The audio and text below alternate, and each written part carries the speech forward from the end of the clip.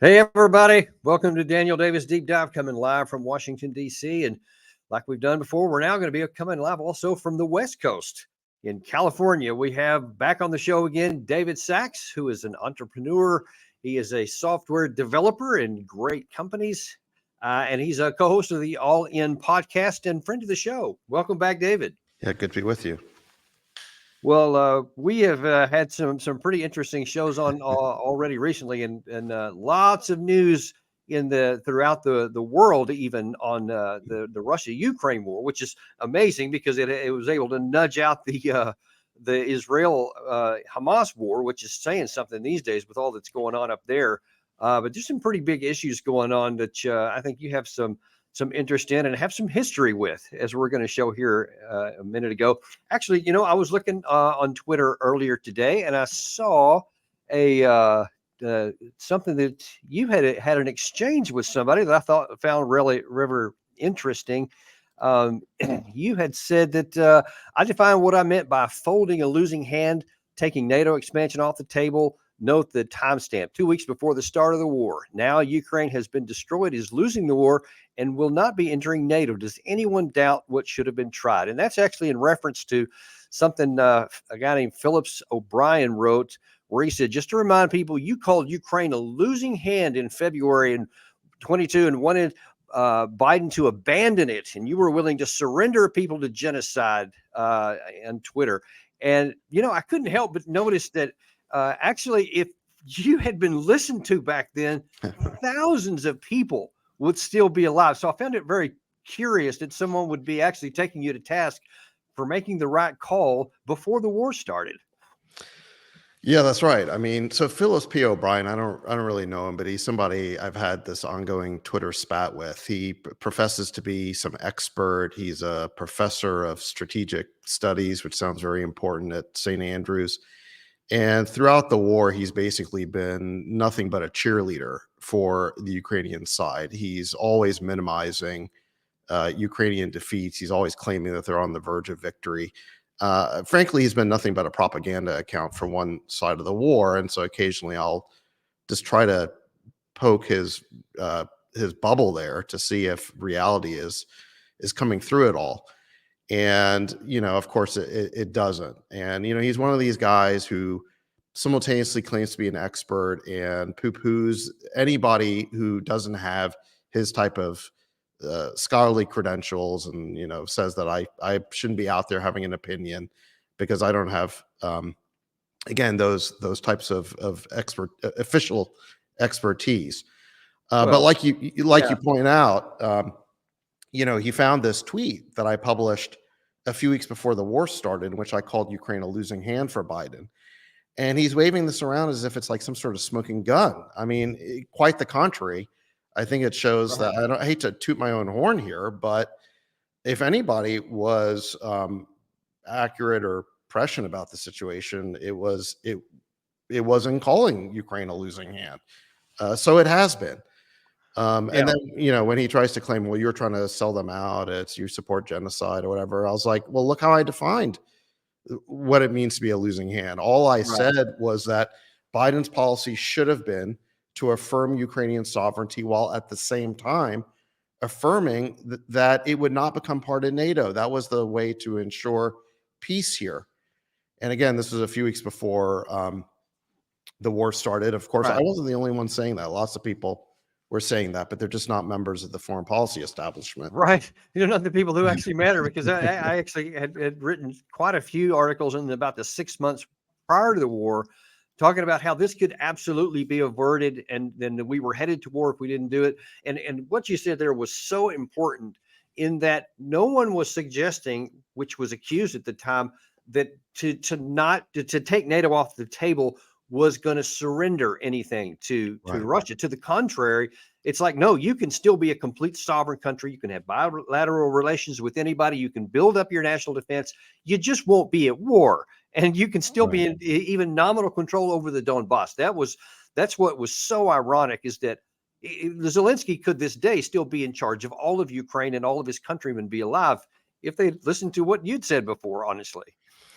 Yeah, that's right, and that was framed somehow as appeasement. I mean, if you wanted to uphold the Minsk Accords, which Ukraine signed voluntarily, and the U.S. had supported Right. at the Security Council of the UN, and if you wanted to affirm that Ukraine wouldn't be part of NATO as a way to avoid this war, you were accused of appeasement and a Munich-style sellout of Ukraine. But Ukraine was not required to give up any land whatsoever. Right. Merely required to recognize that Russia had security concerns that they were willing to go to war for. And it doesn't mean you have to agree with those concerns, but you have Right. to recognize the reality that they were willing to go to war over those concerns. And it was a lot smarter and better to assuage those concerns and take them off the table as opposed to fighting a war that we now know is a losing effort that's on the brink of collapse. Yeah, and it's unfortunately, it wasn't just even the Biden administration. Zelensky, of course, wanted that, and to a certain extent, I can certainly understand his desire because he wanted to be able to basically have his cake and eat it too, have NATO protection and not war. But then you had actually Jens Stoltenberg, the NATO Secretary General, who was the biggest cheerleader of saying nobody's going to tell us who can join NATO. They will definitely join NATO. I think it was December or January before the war started, just feeding Zelensky's desire to go on that. And I think that ultimately in history, when they look back on these things, they'll say, hey, that was part of what doomed Ukraine was by having these. I mean, it's like having a handful of twos and a couple of threes and thinking you're going to play with somebody with a straight flush. It's just not a good play. Yeah, so I mean, let's consider Stoltenberg's statements. So just recently, he acknowledged the thing that was most taboo to say, which is that this war was about NATO expansion. So he admitted that this whole war could have been avoided if we had taken the issue of NATO expansion off the table. That was a stunner. But then at Vilnius, he also said that Ukraine in practice could not join NATO until it was victorious in this war, which it's in no position to be. It's not going to win this war. It's currently losing this war, and it is going to lose this war. So Stoltenberg has said effectively that we're fighting a war over a NATO expansion that's never going to happen. What is the point of this? What principle are we vindicating? I mean, we're basically vindicating a principle, this so-called open door principle, that is completely academic because Ukraine is never going to be in a position to join NATO because it cannot win this war. This is the stupidest reason to ever fight a war and have hundreds of thousands of Ukrainians pay the ultimate price. And yet it's people like this, Philip P. O'Brien, who are out there accusing me of genocide. I would have avoided this war completely, like you would have, like the people who are critical of this silly policy. It's the people who've cheerleaded Ukraine into self-destruction who've caused this genocidal policy. Now it looks like there's starting to be a shift here, and that's what I really want to center on right now. Is kind of where we're at right now.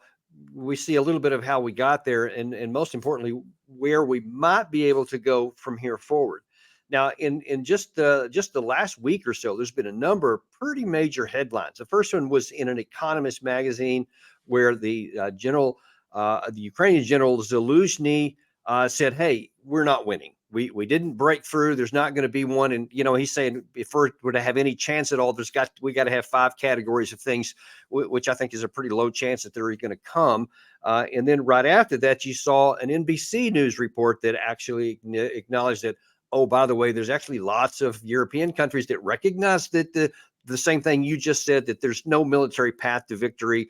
So maybe it's time you actually start negotiating and talking about ending this war. And then the last one was in the New York Times, where they talked about how there's now open conflict and disagreement between Zelensky and his general Zaluzhny, which of course is always a bad sign if you have open disagreements between the top 2 civilian and political leaders of the country. It's going to be hard to make a war go with that. But when you actually take a look at the fundamentals on the ground, it's it's a little easier to understand why those things are going to be that way. Now, in light of all the things that we've talked about and on our previous shows about how the summer offensive didn't work, it didn't go anywhere. They lost tens of thousands more people, didn't change the line any, and now they're trying to do more. Zelensky's asking for more. And despite these battlefield realities, here's what Zelensky's saying now. Don't send your daughters and sons to other NATO country, because if Russia will kill all of us. They will attack NATO countries, and you will send your sons and daughters. And it will be, I'm sorry, but the price will be higher. That is my signal. And believe in democracy, believe in Ukraine. This was just yesterday. Now, we're not talking like a long time ago. So even though all of the signs are clear that he's not winning, he's still saying you have to do this, because if not, he's coming after you. Now, I'll talk about that in just a second, but he also added this. I am not ready to speak with the terrorists because their word is nothing. So despite what the NBC article report, which says it's time to start talking, Zelensky is talking about the terrorist. Of course, he refers to that as Putin. He says, I'm not willing to start talking. So the question has to come in right away. If your battlefield success is off the table, you didn't have any, you've lost your capacity, your allies are saying it's time to start talking. The U.S. is showing we don't have any more equipment to give you, or not in the degree you need. And it's not even clear you're going to be getting a lot more money, that he's still saying this last one here. I have confidence in you, just like on February 24th. I am confident that Ukraine will definitely win. Be confident in yourselves. I am proud of you, Ukrainian people. I am proud of you, Ukrainian soldier. Glory to Ukraine. Okay, David, so I got to ask, with all of those facts on the table, with all the history that you had there back before the war had started, upon what basis can Zelensky continue to say, I'm definitely going to win this war? There is no basis, and these words that he's saying are very consistent with the portrayal that you just saw in Time magazine last week, which portrayed Zelensky as delusional. Those were the words used by his own aides and advisors, who were the sources for the story. I think this was a remarkable piece.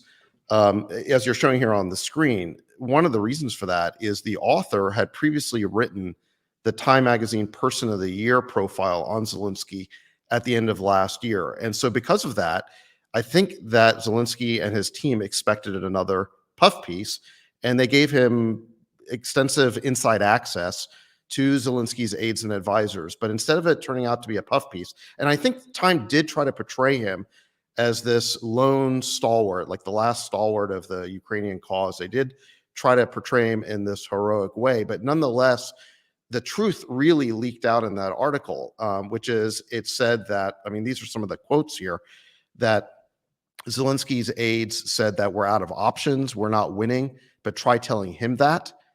He won't listen. He's, again, delusional. This is what they're saying, that the author described Zelensky as being believing in victory to the point in a messianic way, that, you know, he has this Messiah complex. The article said that that Ukraine's military had been so decimated that even if we send them the weapons that we've promised, that this is a Ukrainian official saying, we don't have the men to use them. So we're out of men. Like, even if you give us the weapons, right, even if you give us the ammo, we don't have more men. The officials in the story talk about the government being absolutely shot through with corruption. One of the quotes was, people are stealing like there's no tomorrow. So the fact that Time magazine would publish this, you know, it was so taboo to mention the corruption. It was so taboo to mention the enormous casualties that Ukraine was taking. But now this narrative dam has broken, and the truth is just pouring out. It's pouring out in Time magazine. It's pouring out in NBC News, like you mentioned. It's pouring out in the New York Times, right, you know, in this rift between Zelensky and Zelensky. And if I could just say a word about that, the reason why there's this rift between Zelensky and Zelensky is because they can't agree on which lie to synchronize on. Zelensky wants to maintain this fiction that Ukraine is still winning, and that is what he is selling to all of the allies on this fundraising tour that he's on. But Zelensky has moved to this new position. I would call it a fallback position in the propaganda war, which is that the war is a stalemate. I don't think that's true either. I think that Ukraine is in a war of attrition that they're currently losing. The stalemate is only a temporary situation until Ukraine's lines buckle and they're forced to retreat from them. And then it'll be very obvious that they're losing this war. Well, yeah, But and therein lies the problem. Mhm. Look, one of the greatest American military victories ever, and it's in our lore, probably for time immemorial, is going to be the 82nd Airborne Division in the Battle of the Bulge, where in the middle of the Ardennes Forest, the Germans had launched this late 1944 attack where they were trying to push back us after we'd landed in Normandy in June of that year. And, they surrounded in Bastogne, the 82nd Airborne, and said, they said, just surrender now or be killed. And, we famously said, nuts, we're not going to. We're going to continue on no matter what. That made sense because you had the capacity to hang on. You knew that you had the 4th Armored Division with Patton rolling up from the south, and you knew that as soon as the the skies cleared, you had this massive air power that was going to come in and decimate the Germans. So it made sense to hang on then, even when it looked like you were ready to be defeated. This is almost the opposite of that. This is like, look, we got you surrounded. You don't have anything coming in for the very reasons you just mentioned there, that you don't have the capacity, the manpower capacity. As we say on this channel many times, it's not machines that win war, it's men. So you can have all the technology in the world you want, but if you don't have the capacity to win, it's nearly suicidal to continue fighting. That's right. And I think Zelensky, in a way, does us a favor by spelling out everything that he needs. This is in that Economist piece where they let him write a guest op-ed. He spells out everything he needs in order to turn the tables here and somehow get the upper hand in this stalemate and somehow turn it into a victory. When you look at that list and how massive it is, he needs basically an entire Air Force. Right. He needs, a whole bunch of artillery and ammunition that we simply don't have. We don't have. He needs a bunch of weapons that I was reading a bunch of military channels. They say don't even exist. He's talking about somehow lasers that can clear minefields. And I'm some of the military channels I subscribe to are like, what's he talking about? We don't even have these weapons. Then he talks about how we need to recruit a lot more men. He's basically saying, give me a whole new army. So this idea is just, it's fanciful. You can't just all of a sudden, magic a new army that, out of thin air, magic an Air Force out of thin air, and do this in the next few months before the Russians come crashing through Ukrainian lines. Well, I think that's really what you said. There is one of the narratives that's missing from the discussion is I think there's a lot of belief among the West and maybe in Europe too, where that, yeah, if this is a stalemate, it can go on for years. And frankly, there's a lot of people in Washington who'd be good with that because that means that keeps the money rolling, keeps the weapon systems rolling, because we got to replace all this stuff which is lost, which is already going to take 3 to 5 years, by the way, if the war stopped tomorrow. So they're cool with that. But I think that they're missing the boat here that you just mentioned, that if it continues on status quo, that status quo won't hold, and the Ukraine could initially buckle. And then the Russians, who have, at least according to most reports, somewhere around 400,000 additional troops since January of this year that they have recruited, not even a forced mobilization. They hadn't even had to do that, but the one time last year. So if you continue on with the fantasy, it's not a status quo you're worried about. You may actually lose, I think. Yeah, absolutely. And I think the fact that the Ukrainians lost so many men in this counteroffensive, I mean, they basically kept throwing division after division at fixed Russian fortifications for 5 months. I mean, it was just a massacre. And this was after the Battle of Bakhmut, where they basically did the same thing. They kept feeding troops into a meat grinder in order to try and save the city. Apparently, this was one of the early disputes between Zelensky and Zelensky. Zelensky just insisted that they try and hold on to the city. Zelensky thought it was a bad idea, and he disappeared for a while because I think he was upset with the direction. I think he had concerns about this counteroffensive as well. He did, yeah, he did, but he may have been wounded actually for a big part of that time. It's rumored. Yeah, I mean, so he was definitely MIA for a while, which was unusual for a general who had been so visible in the media before then. But there's no question that Zelensky keeps wanting Ukraine to advance. That seems to be his sole directive. And that really comes through in this Time magazine profile of him, which I think is probably the single most illuminating and eviscerating and important news article that's been written in the entire war because it really shines a spotlight on the truth. Mhm. In that article, they talk about how Zelensky would give orders to advance to frontline commanders who would simply reject the orders. They said, this is impossible. We can't do this. They were ordered to take a town, and they said, with what? We don't have the troops. We don't have the ammunition.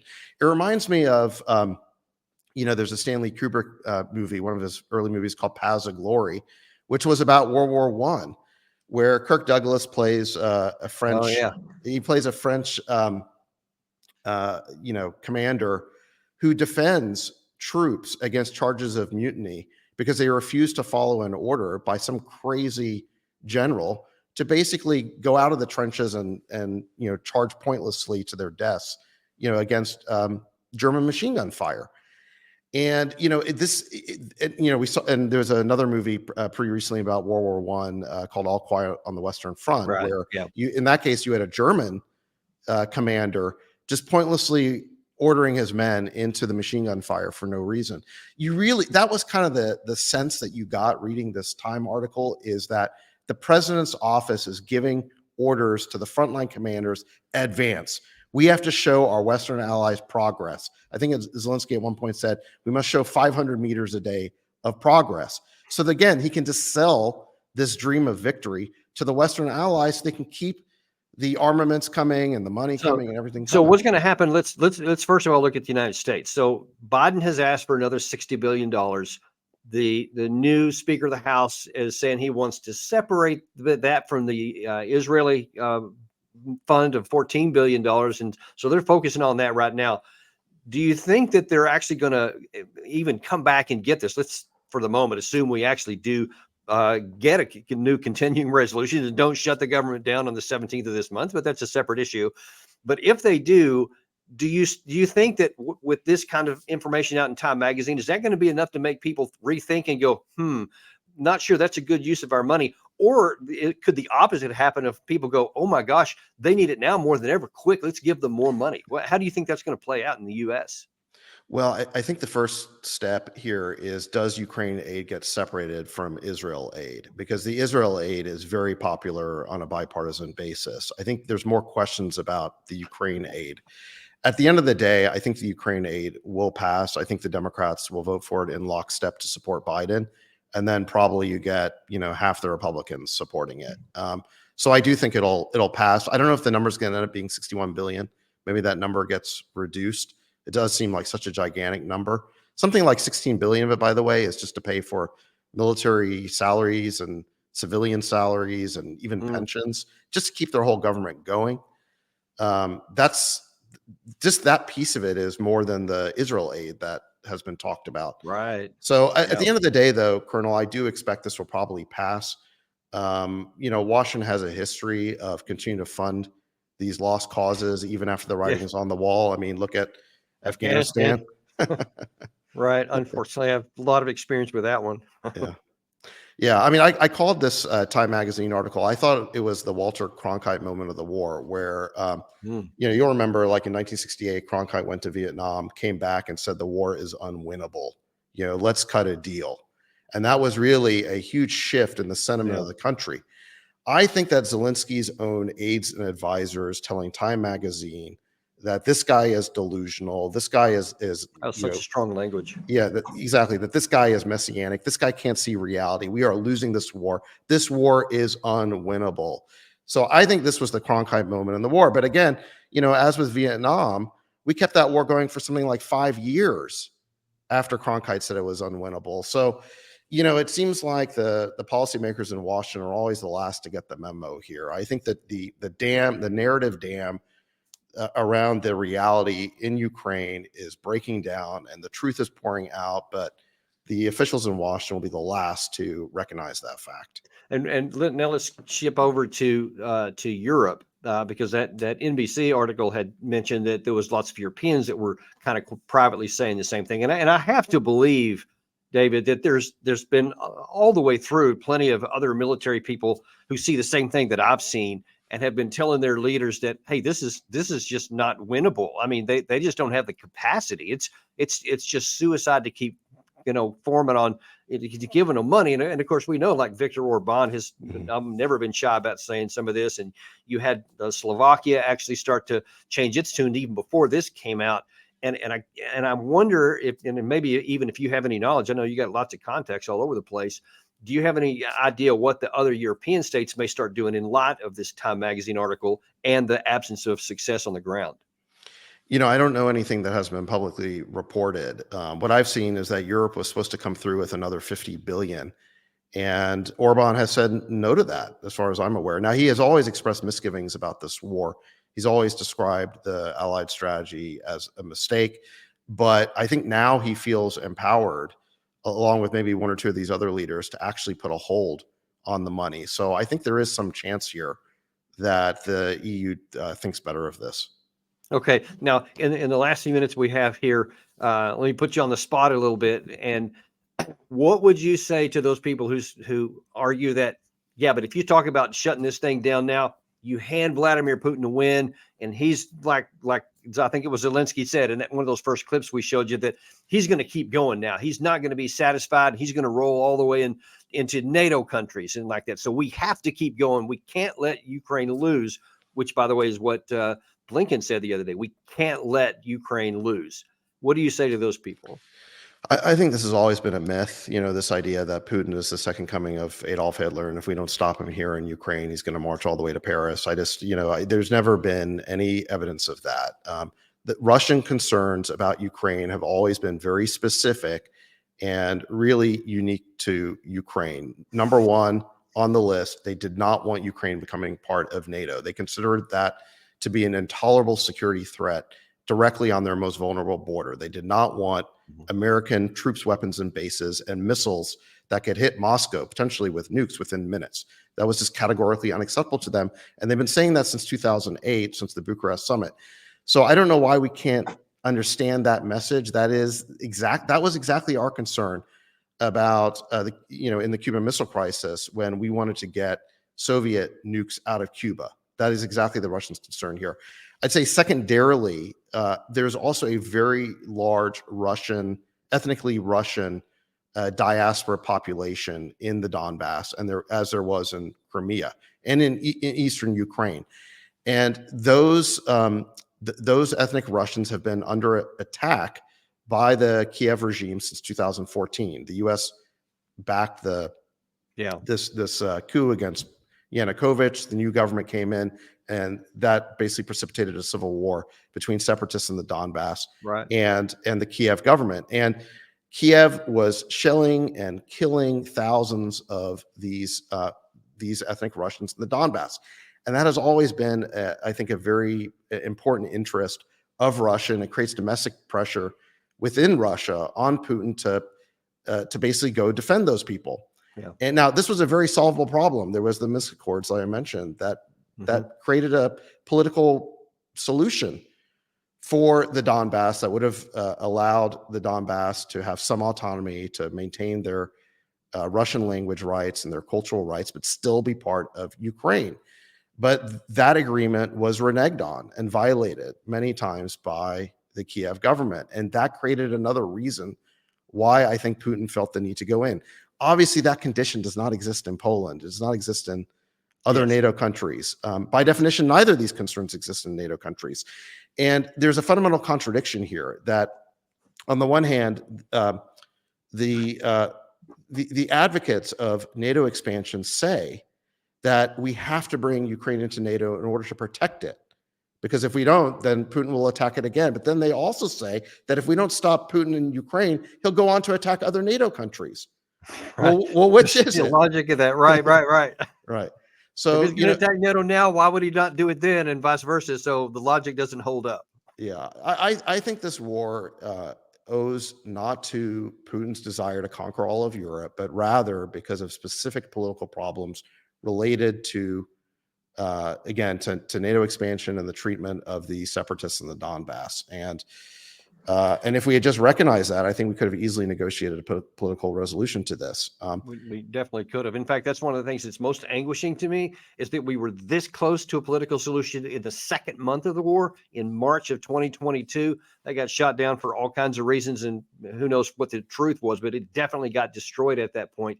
And I've been saying all along, and will now say again here, that the longer Zelensky waits to engage in some kind of negotiated settlement, the less he's going to have at the end, and the more of his people are going to get destroyed, because Russia's going to keep going and grind it down until either he makes a negotiated settlement or they break through and win, and then he's going to lose even more. That's what's so anguishing to me. This could have been solved before, Totally. and every day more people are going to unnecessarily die, and it won't change the outcome.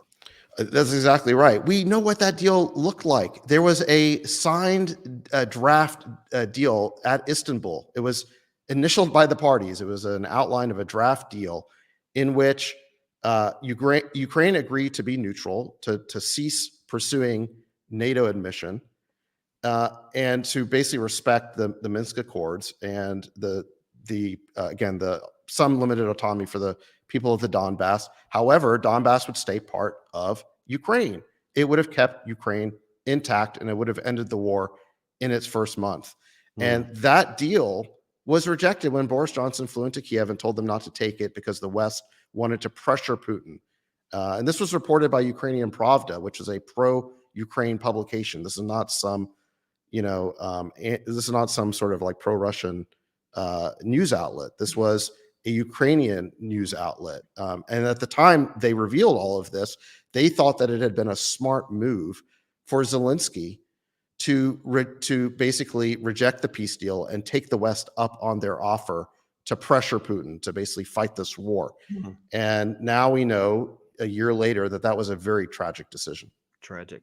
Well, let me try to get one more thing out of you before we get off here. So as we started at the top of the show and showed that that tweet of yours before the war even started, that you had called it right about what was going to happen and where this was headed. So now, what is your best estimate here for how long this has to go before Zelensky either has enough pressure from the West or comes to the conclusion on his own before this thing does get wound down? Or do you think they're going to continue fighting until they actually break? I think that I think Ukraine's going to collapse. I think that's where we're headed towards. I think Zelensky clearly doesn't want to compromise. He doesn't want to negotiate. I think this is what is precipitating a lot of this internal finger pointing. You now have not only this like open rift between Zaluzhny and Zelensky, you also have Zelensky's former PR guy, Arestovich, who is basically out there with the Time magazine talking points that Zelensky's delusional. We need to cut a deal. So there is a tremendous amount of internal dissension. I think it's possible that if Zelensky is deposed or steps down, you get somebody else in, then maybe they can cut a deal. But I think it's pretty clear that with Zelensky at the top, there's going to be no deal. And therefore, the Russians will keep pressuring the Ukrainian lines, I think, until they buckle and collapse. And the only question is when that's going to be, and whether the Biden administration can defer that point until after the election. I tend to think it's going to happen before the election, but I could be off on that.